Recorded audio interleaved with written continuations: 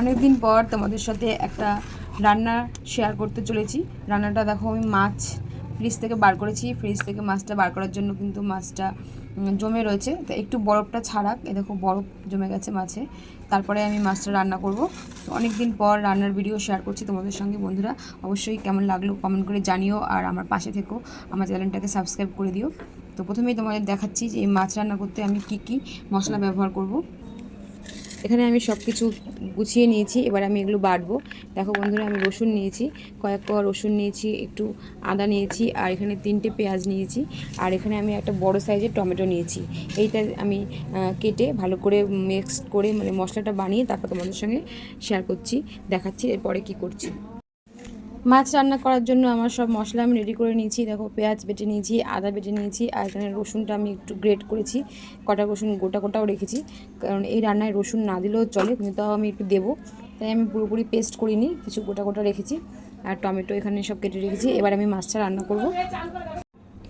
মাছটা রান্না করার জন্য আমি এখানে মাছগুলো সব এক এক করে ছেড়ে দিচ্ছি, আর গ্যাস জ্বালাবো পরে। প্রথমে মাছগুলো আমি দেখো এখানে মাছের বরফটা ছেড়েছে, আর আমি মাছগুলো এইভাবে সব কড়াইয়ের উপরে দিয়ে দিচ্ছি।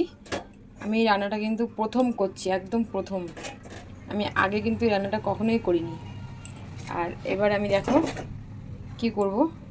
এবারে পেঁয়াজ দিয়ে দিলাম, পেঁয়াজ বাটা দিয়ে দিলাম, রসুন গ্রেট করা সেটাও দিয়ে দিলাম, আদা সেটাও দিয়ে দিলাম, আর বাকি রইল টমেটো দিয়ে দিলাম। সব কিছু আমি এখানে দিয়ে দিলাম। দিয়ে এবার আমি মশলা দেবো, গুঁড়ো মশলাগুলো সব এক এক করে দিয়ে দেবো। গুঁড়ো মশলা দেওয়ার আগে আমি এখানে সর্ষের তেল দিলাম, তেলটা একটু বেশিই দিতে হবে, এই রান্নায় একটু তেলটা বেশি লাগবে। তারপরে আমি এখানে হলুদ গুঁড়ো, লঙ্কার গুঁড়ো,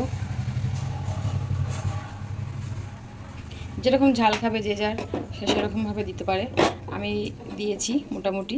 আর এবার দিচ্ছি জিরের গুঁড়ো, এবারে দেবো আন্দাজ মতো নুন। এই যে দিয়ে দিচ্ছি আন্দাজ মতো নুন। রান্না কিন্তু সবাই সবার মতন করে করে, শেখার কোনো বয়স নেই আর শেষ নেই, আমি যেটা মনে করি। আমি এই রান্নাটা প্রথম দেখেছি আজই সকালে, আমি দেখেছি রান্নাটা ফেসবুকে দেখেছি, দেখে আমি ভাবলাম আমারও ঘরে কাতলা মাছ আছে, তো আমিও ট্রাই করি। তো আমি ট্রাই করলাম আর তোমাদের সাথে শেয়ার করছি।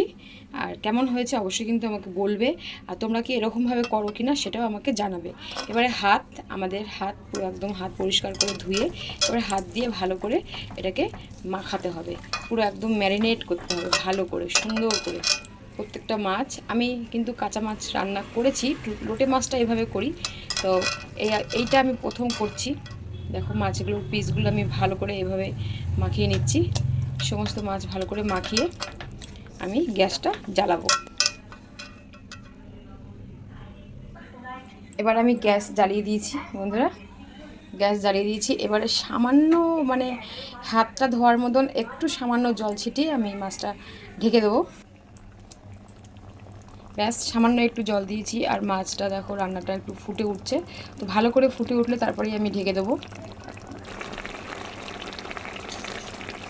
ভালো করে মাছটা ফুটে উঠলো, এবারে আমি ঢেকে দেবো।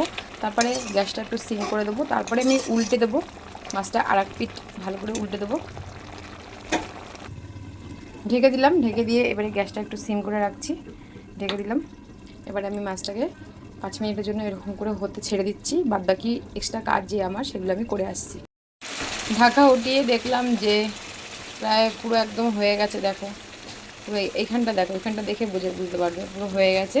আর এখন আমি এই লাস্ট ধনেপাতা কুচি উপর থেকে ছড়িয়ে দিচ্ছি। খুব সুন্দর গন্ধ বেরিয়েছে, জানি না খেতে কীরকম হবে, আর কর্তামশাই খেয়ে কি বলবে। প্রথম ট্রাই করলাম, এবার আমি নামিয়ে নেব। নামানোর পর তোমাদের দেখাচ্ছি কীরকম দেখতে লাগছে।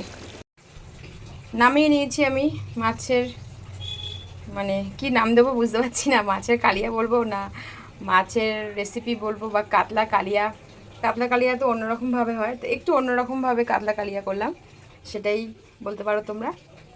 দেখো নামানোর পর কত সুন্দর লাগছে দেখতে, আর টেস্ট তো ভীষণ ভালো হয়েছে। ভাত দিয়ে খাওয়ার বেলা আরও বোঝা যাবে কতটা ভালো হয়েছে।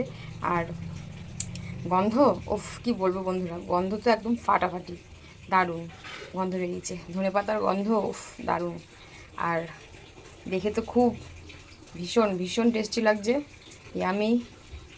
এখন দেখা যাক খাওয়ার সময় কীরকম লাগে, খেয়ে অবশ্যই বলবো, তোমাদের সাথে শেয়ার করব খাওয়ার পর, বিশেষ করে কত মাসে খাওয়ার পর বলবো যে কেমন হয়েছে, কীরকম লাগলো ওর। এই ফার্স্ট টাইম ট্রাই করলাম, ও কী রিভিউ দেয় সেটাও আমি তোমাদের সাথে শেয়ার করব।